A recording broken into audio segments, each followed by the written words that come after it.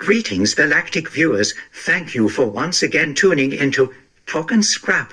In this episode, I will be reviewing the new movie, Indiana Jones and the Dial of Destiny. First, let me address the parts of this movie that just didn't work, and express my utter confusion about major thematic elements of this film. Seriously, it baffles me that a movie featuring Han Solo had no droid representation whatsoever, despite the fact that the legendary droid's rights activist, L337, voiced one of the human characters. There wasn't even a single mention of synthetic life forms throughout the entire film, at least in the first film, Indiana Jones and the Raiders of the Lost Ark. There were a couple of minor droid references. On the subject of underrepresentation, I couldn't help but notice that the casting, aside from a few canines, a horse, some eels, and what appeared to be the entire insect population of the swamps of Dagobah, was entirely human.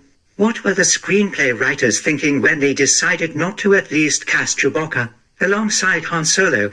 That's where the movie really came close to losing me completely. It was also totally unbelievable to me that a story set so far in the future had such primitive technology, such as engines that ran on fossil fuels and slug throwers that relied on black powder combustion, rather than magnetic accelerators. It's all simply absurd. Once I was able to process all of this madness and truly suspend the disbelief it caused, I found I quite enjoyed the story that this movie told, even if the execution did not meet my standards of inclusivity and believability. If you haven't yet seen the movie, I will do my best not to give any major spoilers, but I must warn you, some spoilers are unavoidable, so if that is a bother to you, please cease viewing now, and please tune into our next episode. Now, to continue, the story opens during what seems to be the fall of a very cartoonish version of the Galactic Empire. Han Solo and a human who could play a believable Ugnaught daringly foil the fake Imperials in that classic Solo style, and abscond with an artifact that appeared to be made of one of my missing knee joints. Oh, how I miss my limbs. Please forgive my digression.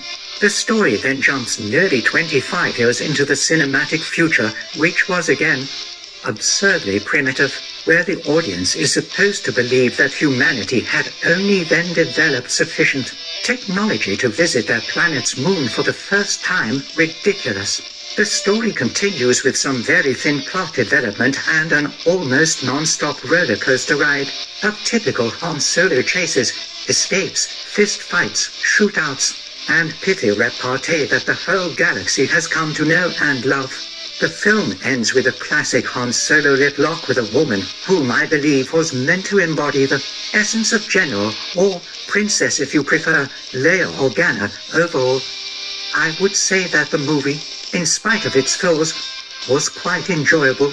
My human counterparts in the galactic fringes seem to really enjoy the movie as well, and assure me that I would be more forgiving of its flaws if I could remove some stick that is allegedly lodged in the backside of my pelvic chases.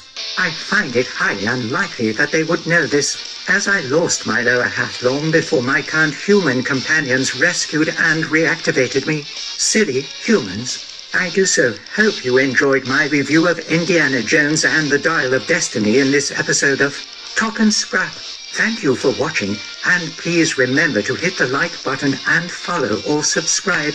And as ever, I shall endeavor to continue to entertain you. Farewell, my friends, and may the force equal mass times acceleration always.